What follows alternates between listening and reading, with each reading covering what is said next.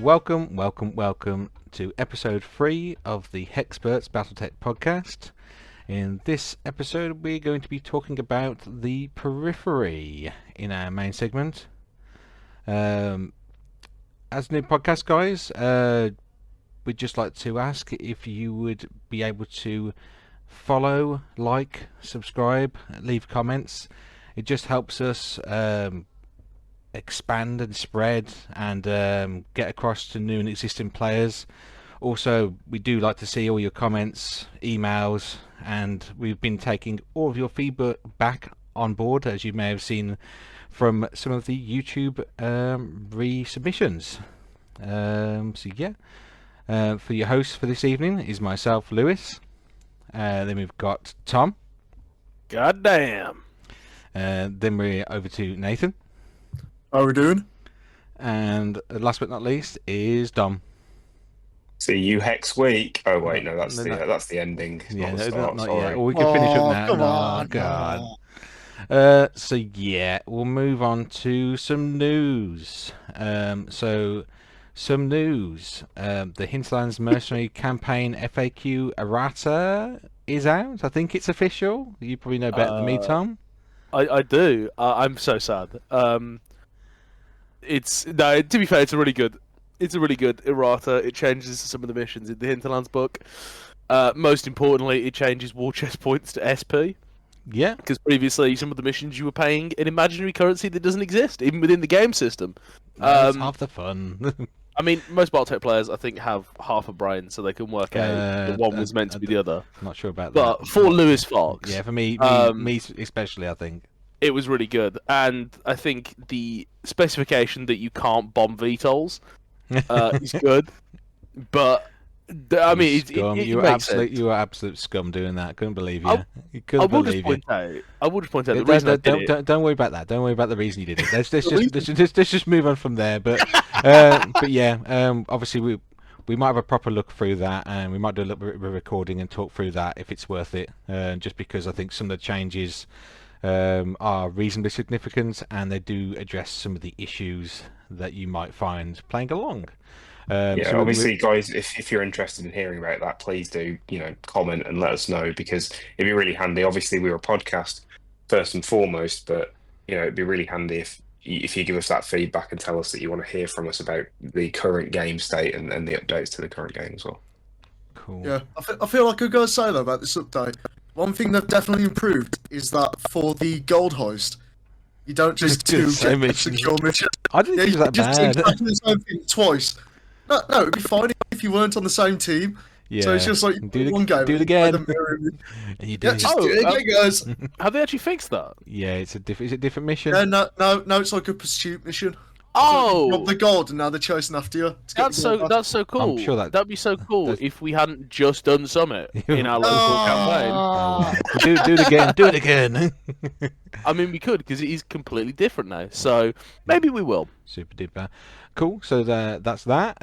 Next is something that's just come up quite recently. Is we have some Mech Warrior 5 clans news. Obviously, I have no idea what a clan is at this point in time. What the hell's a Bachal? Bachal? Oh my god. But yeah, there has been a Ghost Bear update with some new content coming, new mechs, new Omni mechs. So we've got the Night Gear, Ebon Jaguar, Fire Moth, Huntsman, Rifleman 2C, Jenna 2C, Hunchback 2C, and the ever intimidating Kodiak. Apparently also some controllable elementals, as seen in some of the teaser images as well, which is pretty cool.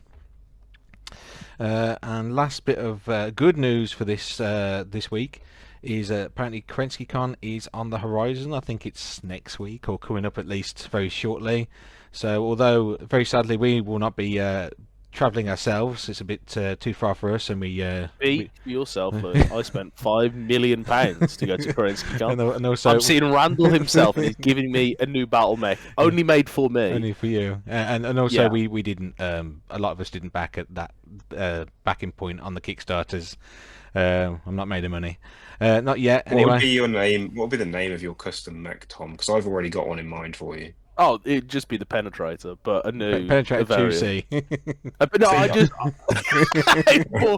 double. No, just more AMS systems underneath. Just more. He's all I'd want. I was thinking the Tomcat. Yeah, see, The Oh, See- that's a clan mech, Tom, and I don't like those. So see, Ooh. Dom's gone down the more PG route, and Tom's already ruined our YouTube algorithm chances. Right, guys, SEO down the bin for this one. Ruined. We'll get it next no. time. It's fine. All the money that we're not earning. How terrible. Yeah. But yeah. Anyway, so that's the good news for this week. There is some bad news as well. There's some price rises due to some international tariffs. What? Yeah. So obviously, bad news. Things are going to be going up in price, as there's been a post by Catalyst himself.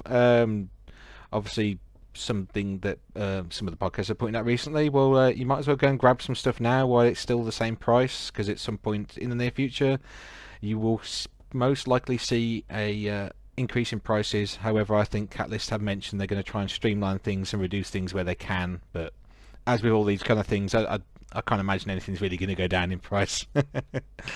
I thought tariffs meant things went down in price. Potentially. But that's what I was told, but apparently not the truth. Who knows? Who knows? Cool. Well, yeah. This is a political Oh podcast. no! I'm gonna have to add that to the tagline now. Guys, I've got my Noam Chomsky ready. I'm ready. I've got my soapbox. Oh, Just dear. let me loose. Let me loose on the people. Better be a hexagonal shaped soapbox, Tom. Otherwise, you can't put it on the table. Oh damn. Okay, I'll get one for next week. Fantastic. Cool. So that's pretty much the news. Unless you guys have seen anything since that you might want to bring up. Nope. No. Cool. Let's move on to some hobby then. And hobby and games played. So I might as well start because it's at the top of the list. So for me, I felt like painting up a Caesar because he's a cool little guy. I think I got it off you, Tom. For some reason, it was missing an antenna. I don't know how it could have even fallen off, but it was, which is. Yeah, that was a weird one to be fair. When I pulled it out the blind box, it did have a missing antenna. I think actually that you just bit it off just to spite me. I mean, you've got a history of eating mechs, haven't you? No. What happened to my urban mech, Tom? I ate that one completely, just straight down the gullet. I like to think as well. This week I got my own back there by rolling a ball into one of Tom's mechs today. Or the other day, not realising it was a metal mech and knocking it down and knocking off some of the paint. Apologies again for that, Tom. I didn't mean to do that. But that leads me on to talking about games. So myself, only able to get down for one game this week, I suppose. Not been able to get chance more until now to finish up that bank heist contract. I can't remember what it's called, but basically played our friend Nate from Shake Battle Roll came down to have a little game with us. Very luckily, just got off that table without taking too much damage. So I'm happy with that. Didn't lose my Inferno because it was first game with the official model. And the areas that was damaged from the previous mission didn't get destroyed as well, so I was very, very happy with that. I was sweating a lot because I was really worried I was going to be struggling with that one. But yeah, I think that's pretty much me for hobby. What about yourself, Tom? What have you been doing?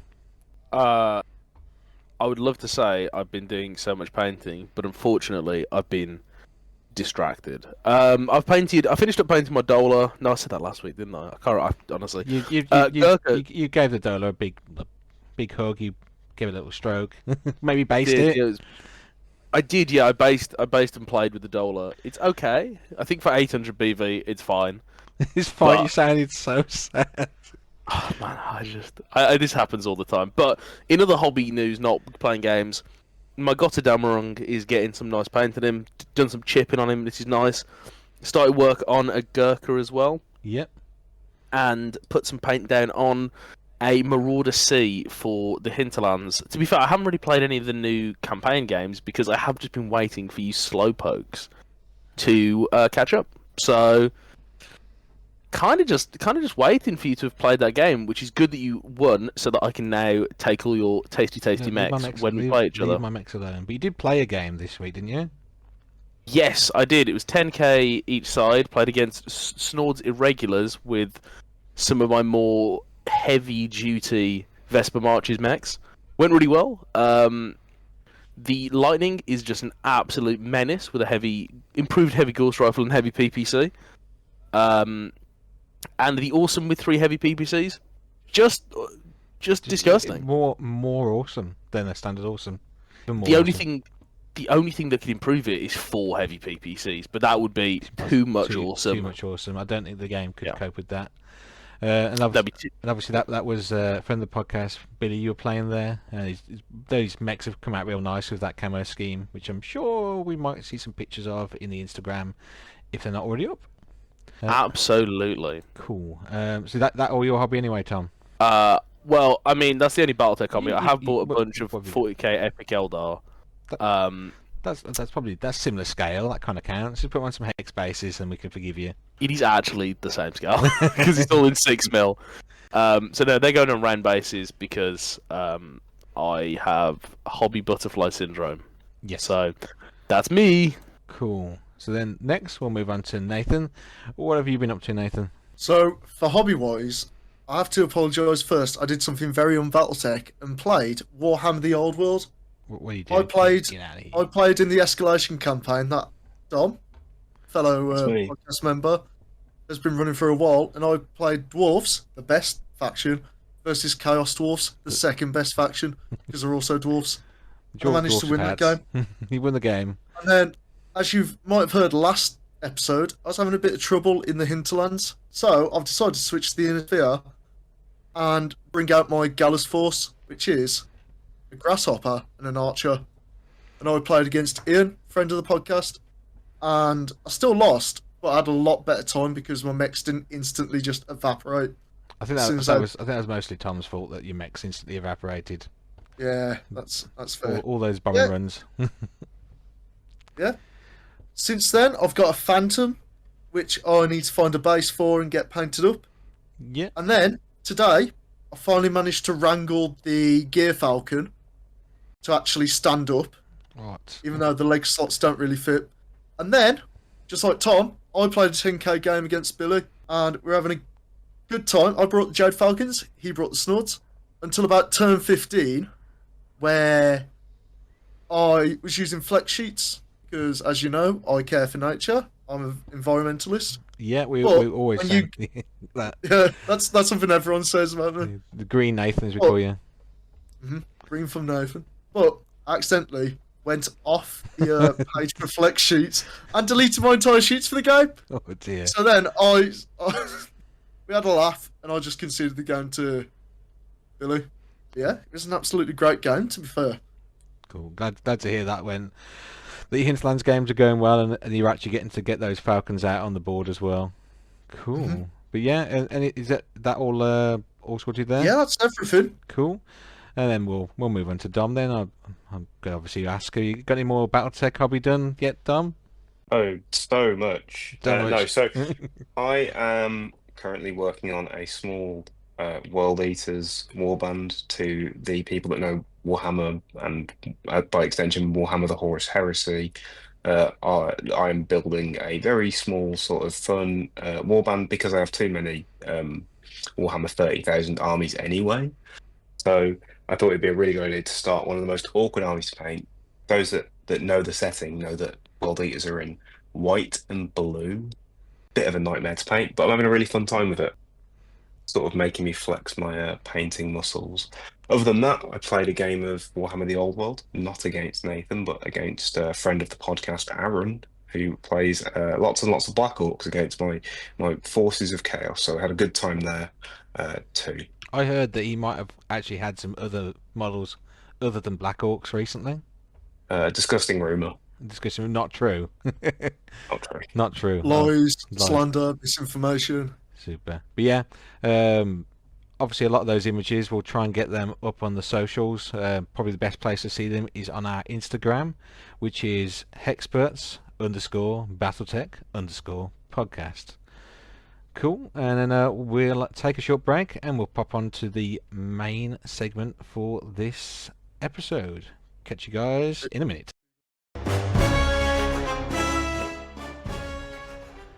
Welcome back, guys, and we're going to move on to our main topic. what is going on in the Innosphere 3025-ish Periphery. So outside of the main houses and the Innosphere are the Periphery States. There's quite a few states out there, and there's quite a few independent worlds that aren't part of these states. Living out here can be a little bit harder than inside the Innosphere, and people that live outside here are looked down upon slightly. They're thought of being a bit more backwards, less civilized. However, the benefits of living out here a bit further away from the core means they've got a bit more freedom, and a lot of the planets out there and the nations take advantage of this. So it's sort of like a dirty south then. I think people think of it like that, but it's actually probably not like that as much as you think. I think the people within the Innosphere might think, oh, that's like somewhere I wouldn't want to go. It's a bit more backward, like it's a dangerous, not nice place. But as you'll see, going through some of the larger nations out there, that it's not actually as bad as it sounds, and some places are actually are better than the Innosphere in some respects. But right, so it's like Stoke-on-Trent then. Stoke-on-Trent, exactly. Just like Stoke-on-Trent. Stoke-on-Trent, Stoke-on-Trent, obviously. Yeah, right. One of the top tier UK cities, Stoke-on-Trent. There, yeah. People look down upon it, but when you actually get there yourself, you realise it's a pinnacle of living. Cool. But yeah, so let's have a look at some of these bigger nations out there. So I'll start off then with the Outworld Alliance. They're on the galactic northeast-ish. They're kind of in between, I think, roughly-ish the Draconis Combine kind of Federated Suns border. Their history a little bit boring. There's not really a lot they do, but there is some important events that go on in this area, so we'll obviously cover these. The area was founded by a guy called Julius Santiago Alvear, a ex-Federated Suns officer, sick of all the fighting in the Innosphere, set up a colony in Alforazas in 2413. And basically, he's not very keen on all the war, and he's kind of pushing more for a peaceful kind of place. This obviously appealed to a lot of people, so from his little world, a lot more people start flocking to the area, and they start colonizing more of the worlds around that area, and it starts to kind of progress into being the Outworlds Alliance as time goes on. The area, all the people that live there, they're seen as like peaceful colonists. Stereotypically, people call them like pacifists. That's not everyone there is a pacifist, but people kind of think of them as that. There are quite a few of them that are. They always look like a more peaceful way out of that, out of like conflicts and such. They're known for founding the Omnish, which are basically space Amish, and they like to keep things a bit simpler. And they do use some more modern technology, but they try and use it more for like stuff like surviving rather than like military. When you say modern technology, do you mean like sort of living equipment, or do you mean like armaments, weapons, etc.? I suppose they probably have access to spaceships so they can move around between planets, but they probably wouldn't go to a lot of those planets wouldn't go out of their way to have battle mechs, for example, or weaponry such as nuclear weapons around, because they don't want to use them, but they might be happy to have more advanced stuff like tractors or radios or transport options. Certainly the cutting edge of sci-fi. Yes, they've probably got microwaves and USB keys the size of small cars and such, because that's cutting edge at this point. But yeah, the Alliance after this point has some interesting political successions, which I'm not going to go through in here because it's a bit convoluted. The forces they have there are the Alliance Military Corps. As I said, they don't like to do a lot of fighting, so it's not the biggest and most dangerous kind of forces that in the Innosphere. However, they are very well known for their aerospace forces, and in the nearish future, they kind of prove how good they are against some other foes that we will talk about later on. Obviously a little note here, they didn't even have a military force technically until the 2600s, so they had a few hundred years of actually not having an official force. But as I said, that's pretty much it. Apart from one thing that happened that kind of affected some of the SLDF kind of things going on, or the Star League, a little bit earlier on than now, which is the Santiago Massacre, which started off as a DCMS Locust was standing on a planet, I think minding his own business, when some children decided to start throwing some snowballs at the mech, which I think obviously that's fine, there's nothing too bad about that. However, the Locust pilot probably reacted a little bit and decided to throw some coolant down at the children, probably to scare them off, and probably didn't go to plan. Yeah, he ended up burning, I think, a child or a couple of the children with the coolant. Probably shouldn't throw that at children. So yeah, it doesn't get much better as this goes on. So this then leads to, I assume, family members and citizens around the area kicking up a bit of a fuss about this happening, throwing maybe objects, rocks, I don't know, Molotov cocktails, that kind of thing. It's no longer snowballs, it's now things that are probably going to start damaging the cockpit. Molotov cocktails are my favourite kind of object. It's the only time I've ever heard a Molotov cocktail referred to as an object. It's an object. It's the kind of area in space I wouldn't expect them to have that, but I'm trying to think they probably have something that's damaging the mech, or not damaging massively, but obviously distressing the mech warrior, because as this happens, the Locust mech warrior accidentally trips over, then crushing some of the rioters and aggravating the situation even further. The mech warrior, even more addled from this, then decides the best course of action is to start opening fire with the dual machine guns from the mech into the crowd.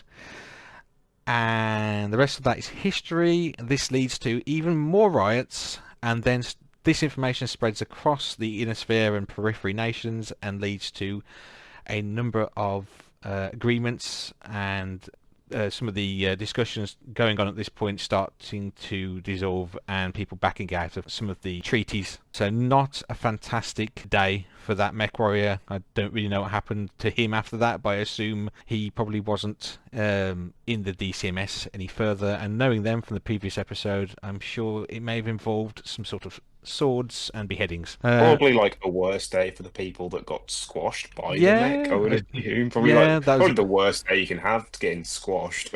Yeah, and like I said, it just started off as some kids throwing snowballs at a mech, and obviously it probably didn't need to go as far as it did, but it did, and is immortalised in that some of the across the Inner Sphere at the time, it caused quite high tensions, that happening.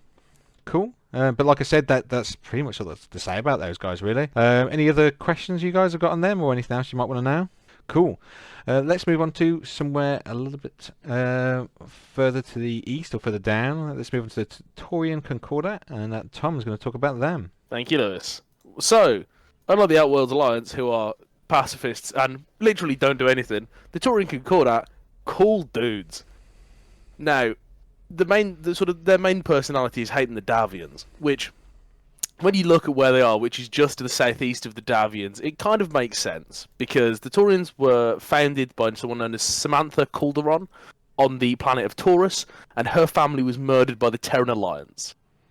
So, the Terran Alliance murders her family, and then the government collapses, which leads that area of space in complete chaos. She then secures funding for a deep space expedition effort, travels to Taurus, starts putting down a colony, and kind of the rest is history. And the Concordat kind of keeps to itself while the Amaris Civil War is going on. Yeah. Just before the Amaris Civil War. So when the Terran Alliance is going on, they kind of keep to themselves, and then they come into contact with the Federated Suns and the Capellan Confederation. They then, unfortunately, have to do the whole reunification war, where they get sort of rolled over by the Davians and brought back into the fold of the Star League. So this sort of doesn't start very well because 1 in 5 Taurians is killed in this war. This is sort of, I mean, from their perspective, it's a genocide. Then in 2765, there's something called the New Vandenberg Uprising, where you start to see breakaway states in the southeast of sort of the Concordat coming back again, and this actually directly leads to the Amoris Civil War. Because they support him, as Stefan Amoris, as he promised that he would leave the Periphery alone. Now, this is a lie, because he's a bad man. He's not a bad man. He's a bad man, he shot a child. I'm sure he was a teenager, young adult at the time. It doesn't make it any better. Either Yeah. way, at the end of the Amoris Civil War and the dissolution of the Star League, they become free again. Now, the Fedsons, because they are bad people, aren't very happy about this, and have kind of since then tried to bring back the Taurians back into the fold. And so this has led to quite a strong military presence known as the Taurian Defence Force. So they're probably they're one of the best and brightest of the Periphery. They've got a strong military. They love combined arms, with a military sort of modelled on Napoleonic armies. So they love battle mechs, infantry, armour, just everything. Although they do only have one pretty beat-up warship left. So, it's not... They've got a lot of really good ground assets, so they can hold land, but they're not exactly able to take land. And you might think, well, the Davians, they're pretty militaristic, but they also kind of have like a weird First Prince system. So how do the politics of the Taurians work? Well, funnily enough, because they're in the same space and they kind of used to be ruled by the same people, there is actually a similar system in the Concordat, where one person known as the Protector of the Realm is Commander-in-Chief of the Armed Forces and also the Executive Officer of the Concordat as a whole. Now, unlike Hans Davian, who is a tyrant, the Coordinator actually allows a lot of democracy in the Concordat to occur. Each planet is actually given autonomy to rule how they want, and many of them rule through representative democracies. So, despite what you might think is a very insular, militaristic nation, that is actually quite like, the Davians made them out to be kind of like a terrorist breakaway state. They actually have a lot of democracy, and in the charter, the Concordat Charter, they are guaranteed free speech, free association, and free religious rights, freedom from unwarranted searches, the right to remain silent, trial by jury of their peers, with competent counsel, the right to freely move and pursue economic activity, free education, free healthcare, and to a living wage. And all they have to do is give 4 years of their life to either the Taurian military or the Taurian state. So I would say they get a bad rap, but that's because the Davians are the main characters of Battletech in 3025. But the Taurians are pretty cool. It sort of sounds sort of like it's sort of a no, I don't get me wrong, I'm no student of history. It sort of sounds like the sort of Greek idea of how democracy works, that you kind of have to earn your citizenship and things like that. Is that right? You sort of earn your rights through military service? So it's slightly different to the Capellans, where you have to give yourself and then you get rights. Every citizen's rights are enshrined in law in the Taurian Concordat. Right. But it's like the current Swedish model or the Scandinavian model. You have your rights, but as part of that, you have to do citizen service for 4 years when you turn 18. Sure. And it's not even has to be in the military. It can be in the judicial branch, something more civil. So you can just work as part of the government for 4 years. Okay. Cool. Yeah, they're really cool, actually. I was just say, obviously, out of law, a lot of people refer to them as Space America or Space Texas. And they've got some cool mech variants as well, I think, looking at what they usually kick out. Yeah, I disagree with that. With that comparison, actually, I think they're more like a Space Scandinavia in actual kind of like your composition. Maybe their kind of their politics is more like Space America, but physically, like their government is more like a Space Scandi. They're pretty cool. They have capitalism with a human face as their kind of thing. So they're like a pretty cool state. And I think for being in the periphery and kind of being cut off from some of the really, really big money makers in the inner sphere, they've done a really good job for themselves. Cool. But yeah, anything more to go, say on them, Tom? Big up the Taurians. Big up the Taurians. Davians ain't shit. What do you mean? You can't say that about Davians. They drop bombs on my guys. Love me Federated Sons. Simple as. But yeah, if that's everything for the Taurians, then we can move a little bit further to the. I suppose it's west now, isn't it? Yeah, west. To the and a bit further down as well to the is it Aurelian or Aurelian? I can never know how to say it. Aurelian Reach. It's the Aurelian Reach. Radian Reach. It's the Oregon Coalition. The Or- Oregon Reach. So these guys actually are extremely close to the Taurian Concordant, literally being down southwest of them. To begin with, they were actually formed, somewhat inspired by the Taurians and the settlements on Taurus, by a bunch of traders from the Free Worlds League. And the people who went there were mainly Polynesian and Spanish. So during the Reunification War, it saw actual growth in the Aurelian Reach, and the SLDF built fortifications across planets in the region, and the Concordant erected a fortress, which would actually later become the palace of the Uranos and the main government building for the entire sector. That's pretty cool. At the same time, the Confederation built vast industrial works on Mechda, and at the time, well, it was at the time of the new Vandenberg Uprising, the worlds of the future Aurelian correlation straddled the border between the Capellans and the Taurian states. So during the uprisings, followed the Amoris War and the First Succession War, led to the Capellans actually withdrawing, just leaving the Aurelian Reach, and there was a war between the Taurians and the Capellans, and they both just decided to leave the area, leaving the Reach to pretty much govern themselves.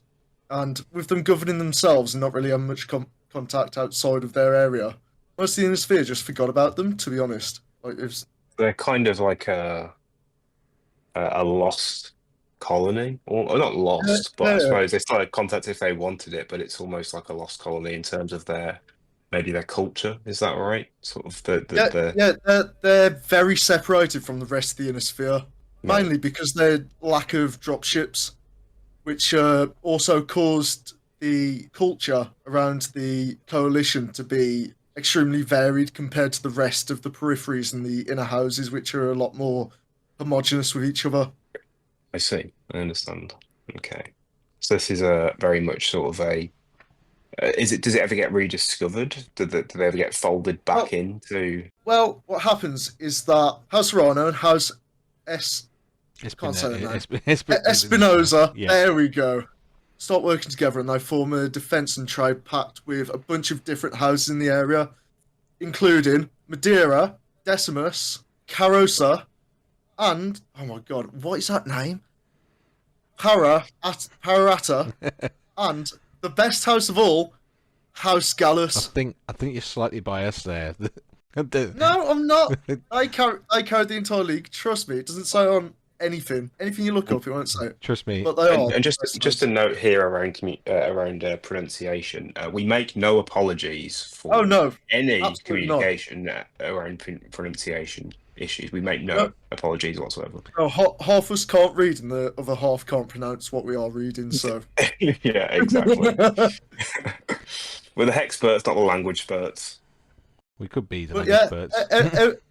Everything was going cozy. They've made a few attempts to contact the other great houses outside, but at the beginning of the 30th century, during the Third Succession War, they just pretty much gave up on joining the other successor houses. So what happened is that the coalition formally came together in 2910, and Kiona Arano became the High Lady of the Oregon Coalition. Yeah, pretty. But yeah. To begin with, they're only recognised by the Majesty of Canopius as natural state, because they really did not have any communications outside of that. So the coalition after that started expanding out, and they started actually talking to people from the Taurian Concordant about being annexed, but they've been abandoned for a bit, and the coalition was like, we still want those planets, so we're going to start taking them. And the Taurians were like, I don't know about that. So there's a bit of tension starting to build up between the two of them. But everything was going mainly hunky-dory until the High Lord Tamati II and his wife Serena were killed on a jump ship accident in 3022, and this led to close friend of the houses, Santiago Espinosa, trying to propose to Tamati's daughter, Camio Arano, who rejected it immediately on the spot, and then, because he considered her too naive to actually rule the area, he then went straight to having a coup. So Battletech's first incel is this guy. Yeah, definitely not the first incel, but in recent years, one of the most known incels, because this is where the harebrained scheme games start. So during a training exercise between a complete nobody, who is you, the leader of the entire nation, and her mech trainer, a bloody coup happens where all of her cousins pretty much take over the realm. And this leads to an absolutely bloody civil war where, slowly but surely, Lady Camio Arano starts taking back planet after planet from her erstwhile cousins. Spoilers, Which Nathan. eventually- Spoilers. It's been out it's 2018, so that's like 7 years now. Come on, you Yeah. got to complete, especially if you're a Battletech fan, you have to complete it now. The only thing is, though, what's not mentioned in the game is that after they took it back, the Aranos had a nice look at all the different changes that the dictatorate put in, and they thought, you know what, instead of being a coalition, having direct power over everyone sounds really nice, actually. So they didn't actually make any of the changes, which caused a lot of upset,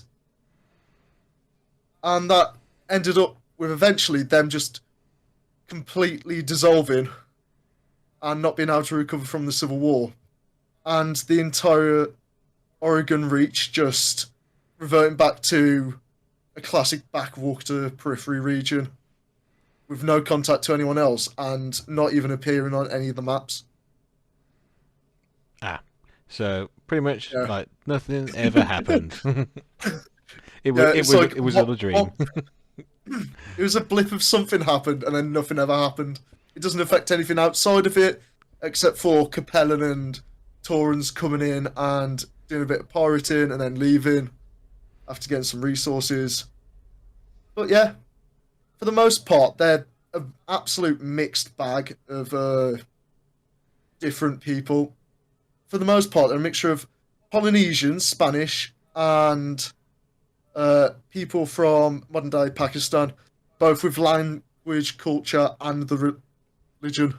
But due to, as I said before, them not having any jump ships, they really can struggle to communicate sometimes because they'll be very homogenous on certain planets, but they won't intermingle that much with the other ones. Cool. But yeah, as Nathan said as well, if you want to know more about that, obviously you can look it up, or I would recommend grabbing the harebrained schemes if you've not already got that and have a play through the campaign. It's a pretty fun time.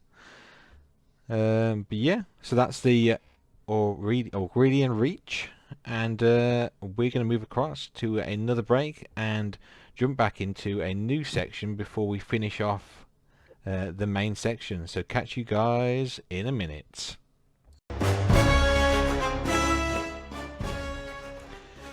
Welcome back, guys, and we've got a new section from Nathan, and I'm going to let him take the lead on this because I don't know what he's done. So, welcome to a new section of the pod called Yourtech or Loretech. This is a section where I either come in with an absolutely insane fact about the Battletech universe, or I come in with a complete lie, and these three have to try and guess which one it is. Are you guys I, for ready? one, really like this original idea. It's totally original. Don't sue us, Yogscast, Tom and Ben, live on Wednesdays where they do this. Don't sue us, please. This is totally original, guys. Trust me. I think legally we're fine because they do it for Warhammer, which is completely different. It's a different game. It's transformative. It's transformative. We're fine. It is, yeah. This is actually new content, so suck it, really. And it's a parody, I think, so it means we're good. Exactly. Warhammer's like a weapon. It's not even a miniature game, is it? Yeah, Like, exactly. So yeah, let's get into it. So, for the first one, I thought I'd bring something in from something that we all love, which is obviously the Battletech cartoon. Oh no. So, this week's Yourtech or Loretech is that the real Nikolai Malthus did not appreciate his portrayal in the animated series, which is an actual canon thing in the universe, and is just reviewed as a really poor propaganda device by the Lyrans. And in doing this, he wanted to declare a trial of grievance for his treatment in the show against the Lyrans. So the Lyrans actually took this up, and they decided that they'd just do a trial under Lyran law. What ended up happening is that in the courtroom, Malthus did not agree with this and ended up declaring another betrayal, this time against the judge, who he threw himself at and started beating up. So after a lengthy assault trial, a failed lawsuit, and 6 months in prison at a Lyran detention centre, he was finally given back to the Jade Falcons, who, when interviewed, said that the treatment of Malthus in the show was actually really accurate. 24 hours in space custody.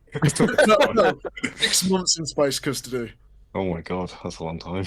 So, what do you guys think? Do you think this is your hammer, your tech, or Loretech?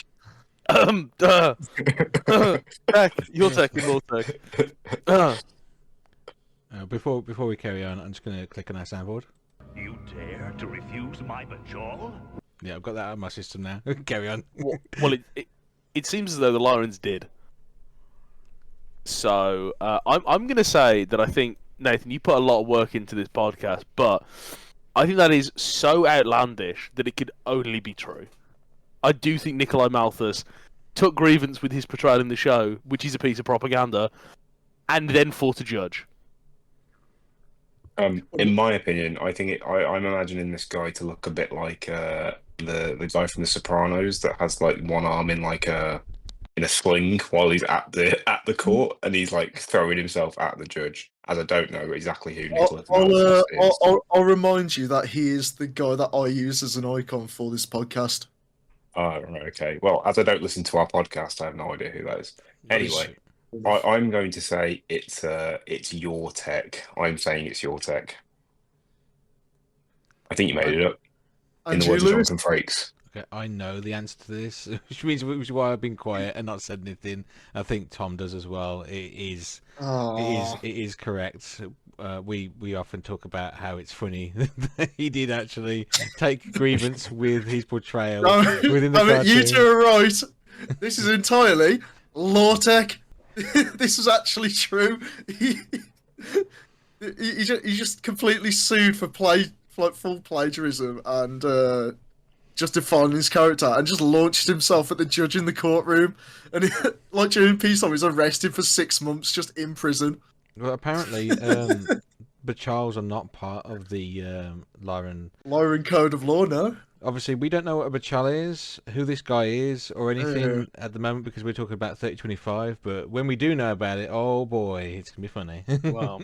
We've all participated in at least one Bachal, yes, which was who gets to run this podcast, and Lewis did win. So I did win. Super duper. Cost you 10 million C-bills. Not happy about it.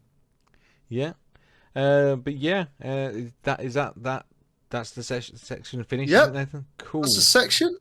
And are we will be? Do you think we'll be seeing this again, or is that the first? And last Well, it depends on what the people in the comments think about this. I mean, yeah, I comment think, on the podcast if you do think that was a cool section. I think it's a great section personally, and I also think it's very original. I think you guys liked it, even with dumb sarcasm at the second part of that. I thought you guys like it. The only problem is that I need to find more deep cuts, or you guys need to try and find more deep cuts to try and get the rest of us, or just absolutely lie out of my teeth. guys, write in to the pod. But we're all going to see it, so it doesn't work. I don't check the email. Oh, yeah, I suppose Tom doesn't check the email. I've locked myself out the email, so it's just Nathan sees it at the moment. Write in the hexpertshelpline at gmail.com and send in your tech or your Loretechs. Cool. We'll see you next week with this bit. Yeah, okay, well, we'll go back to a break, and we're going to then join back in on the second part of our main section. Catch you guys in a minute.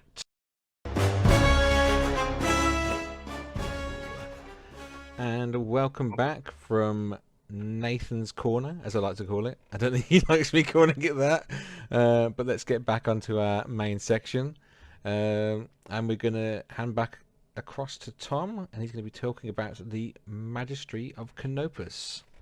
Whoa, thank you, Lewis. Yes, the Magistracy... Oh, Oh, no. sorry, wrong image. Oh, no. Anyway, yeah, Majesty Canopus, go on, Tom. Thanks for that beautiful image, Nathan. That's probably what you think of when you think of the Magistracy cat girls. Now, I'm here to tell you, okay, if there are no Magistracy lovers left in the world, it is because I am dead. I love the Magistracy. They are my favourite Periphery nation. Literally deep south, just left of the Taurians. They are a matriarchal society led by a magistrix, which is an elected position open to any woman in the magistracy, but has been largely controlled for many centuries by House Centrella due to the family's popularity. Now, those of you, I know there are some magistracy haters in the chat, and that is because you guys do not like the hedonistic lifestyle.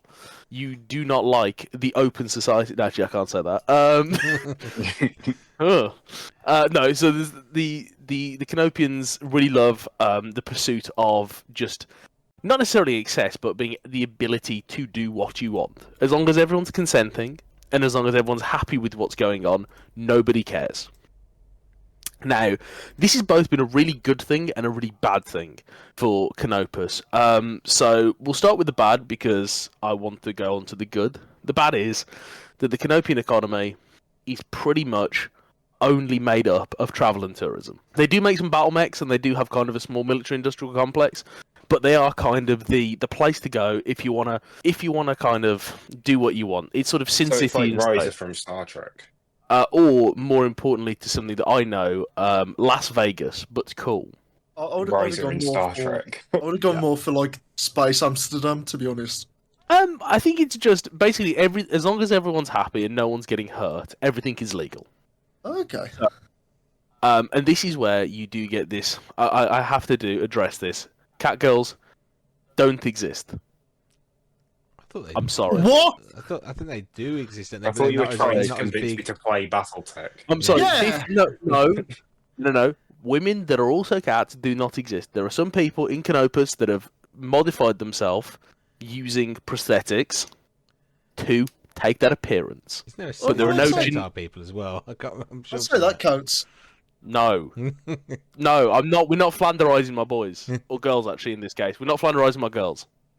Now, with the good, Yeah. the Magistracy, they're cool people.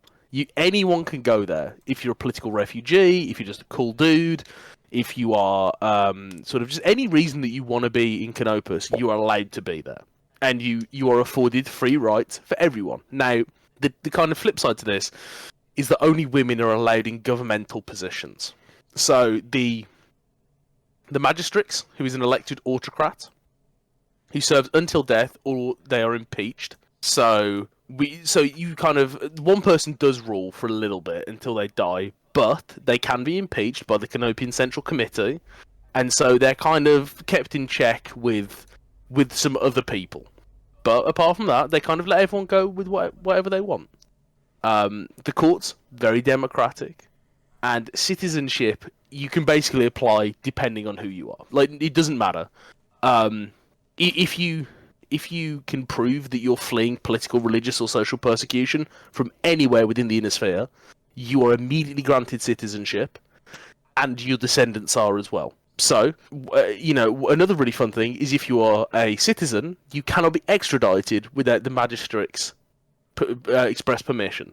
So this is kind of a way for the Canopians to allow political refugees from some of the more closed-minded areas to sort of stay there and not kind of be extradited by sort of other governments. So I know a lot of Capellans flee south during a lot of periods, on pain of death kind of deal.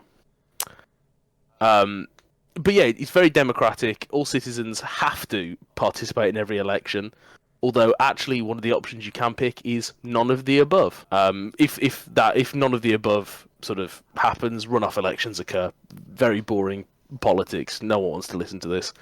Their military is quite small, and because they view it as something as a necessary evil, so they don't like it. They'd like to kind of make friends with other people, but they do have it, and sometimes they do need it. So to sort of supplement this quite small military, they start using a lot of mercenary forces, which we'll get on at a later date. So kind of it's this sort of decentralized hub of sort of travel, tourism, a little bit of excess, but partying and sort of everyone expressing themselves to the best of their ability. That's sort of backed up by being not necessarily everyone's friend, but nobody's enemy. Although later on they do actually make friends with some other people, but for the moment, they're kind of an independent nation where everyone goes to spend money and gamble and drink. So it's sort of like sexy Switzerland.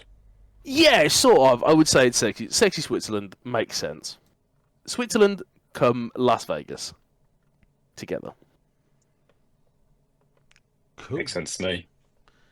Cool. But it sounds like, Tom, the other episodes you mentioned that you might actually want to live in Terra, but I've got a feeling it sounds like you may have reconsidered since. No, I mean, I'd love to live. I think I just want to be part of Comstar, but like, if they had a Precentor Canopus, I'd live down there. 100%. Sounds great. They definitely do, and nothing Cool. bad Sign me definitely happens to that Precentor later on. I'm sure, Nathan, you know about that. Yeah, so anyone got any other questions about Canopus before we move on to the next nation? Sounds like a swell place to me. Swell place. Are we not allowed to do any catgirl jokes going forward? I will kill anyone that does. Okay. We'll cut back on those then anyway. That's not a threat. That's a That's promise. a promise. Cool. So obviously then it's going to move on to our next nation, and that's going to be me, and I'm going to be talking about the Marian hegemony, which is a nation a little bit to the galactic, I suppose, west, kind of near the Free World's border or around that side. It's relatively new in the kind of grand scheme of things for periphery nations. It's been a world which was established by a periphery native, Jonah Sebastian O'Reilly, in 2020, who was a prospecting on the planet of which planet is it again? I've written it down. The planet of something. Oh, Alphard. To be honest, he was looking for some Star League tech, and he wanted to find some lost tech on the planet, but managed to stumble upon a massive amount of germanium, which we haven't really talked about yet, but kind of jumping the gun a touch. Germanium is important for a lot of technology, and most importantly the KF drives, which is the drives the drop ships, or sorry, the jump ships used to go into hyperspace and move between planets or sectors. So obviously this being on the planet is very important, and has basically kind of netted him a lot of money. Obviously this has happened, and he's thinking, I'm just a little fella out in the periphery, I need to not cause a big stink about having this. So he decides to set up a colony out there and starts to employ some mercenaries to kind of guard this kind of trade hub he's set up, obviously not letting people know how big of a germanium deposit he's got. And basically it kind of starts growing from there, and obviously with the kind of secret backing of this supply of germanium, which I think they start to kind of gather is there, but obviously after the point where they've kind of established themselves with the protection of a small mercenary force, things carry on for them. Basically they obviously start to develop their own forces. Somewhere along the line as well, they decide that it would be real cool if they start basing a lot of their buildings, their government, and their military off ancient Rome. A bit unusual. I think it'd been noted in a couple of sources as looking a bit like a tacky knockoff of what ancient Rome is. Probably more like a Las Vegas Rome than an actual Rome. but that's kind of what they've kind of developed along with. Part of this is that they've kind of gone down the kind of ancient Roman kind of society where they've got an imperator, and later on, not at this point, they start to call the Caesar.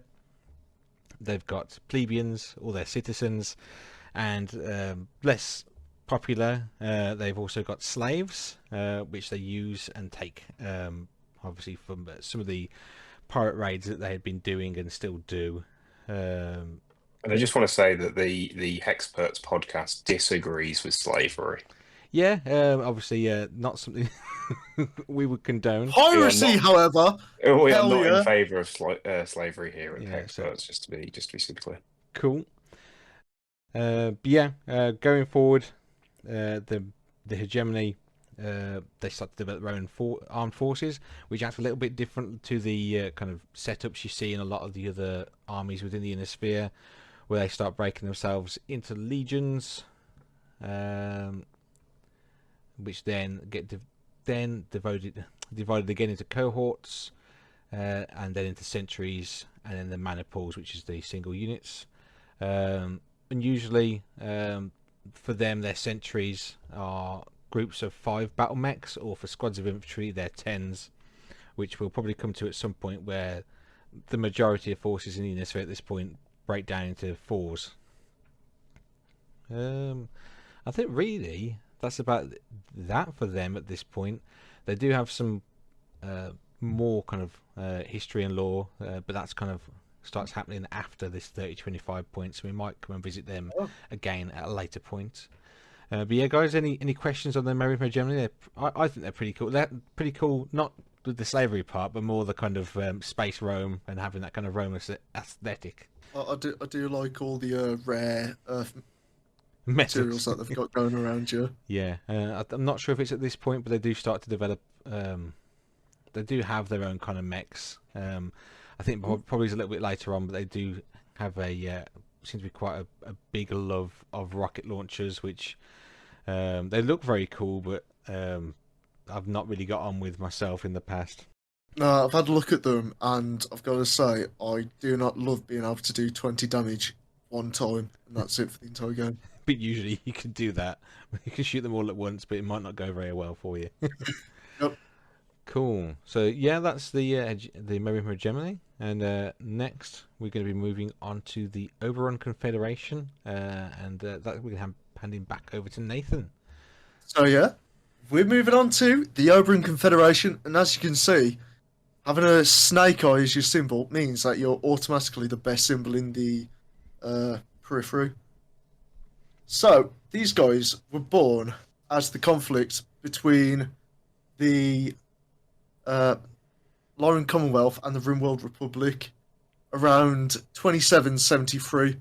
This is the first Rimworld, the first Oberon Confederation. It was just a free system nation.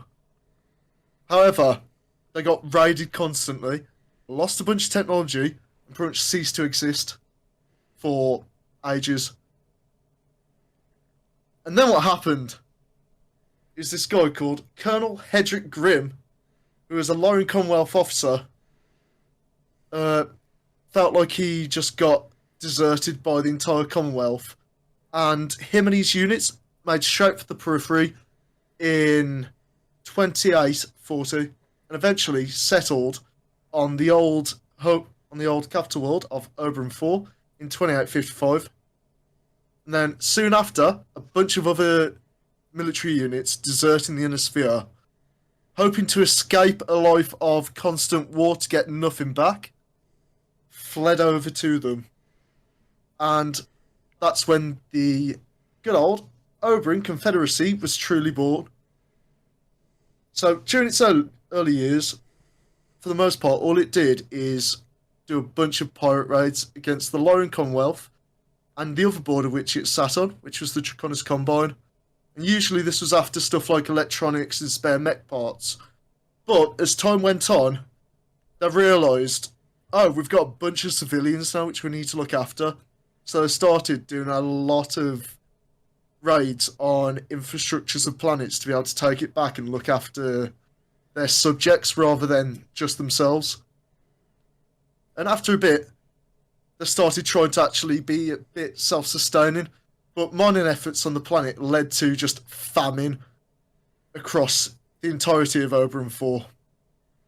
But luckily, this one group of guys called the Yarn Folk came along and at extreme costs started giving Oberon 4 or Oberon 6 a lot of food, meaning that they were able to sustain themselves. But yeah, after that they managed to start industrialising their world and starting to use their natural resources without causing giant widespread famines across the planet, which is really nice. However, the Hanseatic League started undercutting the Yarn Folk for the price of a lot of the services that they were giving them. However, like the Yarn Folk, they were using slave labour to achieve these, while the Yarn Folk wouldn't. Hence why it was a lot cheaper for them. So, after that, they just remained as a typical periphery until about 3001, where a bunch of war material from an unknown source, wink, trickled into the periphery area beyond the Steiner Karita realms. During this time, a bunch of new bandit kingdoms started appearing, some of them operating from Hitherto. Heaven. It's got H in The it. two unknown bases, all forgotten Star League sites, and there's a lot of pirate activity in the Oberon region until the events wound down after about 3004. And while they were smack bang in the middle of what was known as the of the area where the Jolly Roger affair played out, there's no specific information about their involvement. It was noted, however, that the power of the Grimm family rapidly grew in the decades preceding the year 3025. So, I mean, if you put the pieces together, you can tell that they had a bit of influence over the whole pirate raids against both of the major houses. But you can't bring them back to them, can you? So, in 3012, Oberon 6 became the home world of the most infinite bandit kingdom, the Oberon Confederation, from where the ex-Lauren Colonel, Grimm, would lead raiding parties against unprotected targets. Combined with the fact that the Confederation was founded by the grandfather of the late King Hedrick Grimm III, this seemed to establish that Hedrick Grimm III, who reinvented the Confederation as a political entity that had existed for 2 centuries as his own pirate realm. At the time. So during his reign, he took over ruling from his father, who was obviously Hedrick II, and pretty much they just continue to be pirates for a long time. And even despite that, they actually managed to get some trade deals, the Lorens and the Draconis Combine, which was surprising, seeing that they were just raiding them the entire time. Yeah. And then, where was it? Sorry, there's one bit that I really wanted to talk about. Not the blackout. There we go. This is sort of a major event that you're going towards, right? Yeah, so what happens is that they end up forming a little mercenary force from natives from the other 2 planets, and they decide to have a nice little dishonorable sneak attack against a group called Carlisle's Commandos, who totally aren't important and will never bring up again, on Trowan. Can't say it. Sorry. Trowan. There we go. Trowan in 3024. And in doing this, they're hired by the Lyrans, but act out the orders of Duke Hasid Recall, who obviously we won't hear about again, Anytime soon. who is one of the Dukes in the Draconis Combine. And they ended up attacking the Carlyles and absolutely killing them. And up till 2035, that is the last major thing they go into. Just wiping out these nobodies called the Carlisle Commandos, who are a mercenary unit. Cool. I've never heard of them before. Well, also I was going to say that I think some of the stuff you mentioned there, Nathan, you might see if you've been playing through some of Mech Warrior 5's campaign as well. Obviously, spoilers. You might end up in that area of space towards the end of the game. I'll be honest, I didn't know it was the Oberons that murked Grayson's dad. That's cool. Ties it all in. That's pretty cool. Well, yeah, until... So, before this episode, I didn't know much about them. But I also didn't know that they were hired by the Capellans to then work under the Draconis Combine to then kill the Carlyles. So it's just a massive web of I'm hired by you to be hired by you to be hired by you to kill him. Well, Which I do like. It wouldn't be Battletech if it wasn't if it was extremely convoluted. True. Cool. But yeah, anything more for them, Nathan? Or I think you've pretty much covered everything. No, I think there is. that's written about to them. it. A bandit pirate kingdom ruled by an ex-Lyran commander who went on to both raid the Draconis Combine and the Lyrans, and also somehow be somewhat politically okay with them. Yeah, he seems to have done quite well for himself. For now. For now. Oh dear. Some things happen in the future, which is a bit of an uh-oh, but we're not there yet. Not yet. So he's okay for now. Cool. But yeah, that's a little look at some of the major players in the outer inner sphere or the periphery states. So yeah, and we're probably going to catch you guys in our outro in a second. So catch you in a sec. Welcome back, guys, and welcome back to the outro for the episode. Thanks for listening, and obviously thanks for some of the support and feedback we've had over the past couple of weeks. I suppose that's all it's been, really. And we've taken a lot of what you've said to heart, and we've adjusted some of the audio issues with our first YouTube episode. Obviously, listening on podcasts, you wouldn't have that issue. And as we mentioned at the start of the episode, please don't forget to follow, subscribe, comment wherever you're listening, or if you want to listen in other places, please do. And as you said, the comments and feedback is really useful to us. A, because it helps us improve, and B, it helps the wherever you're listening know that you're interested, and it should be put in front of you and others. For contacts, feel free to contact us at the Hexperts helpline at gmail.com, and our Instagram hexperts_Battletech_podcast, and I think there's some other places you can contact us, but we'll put them in the show notes. And not to step on your toes there, Lewis. Don't step on them, that hurts. So don't, please stop stepping on my toes. I just wanted to say that if you have any Yourtech or Loretech that you'd like to add to the comments, don't tell us if it's Yourtech or Loretech, and we in the next episode will address those. Will address your comments. Cool, that'd be pretty funny. I'm sure there's more that we don't know about. There's definitely more. Definitely. But yeah, anything to shout out, guys, or anything you want to say before we head out?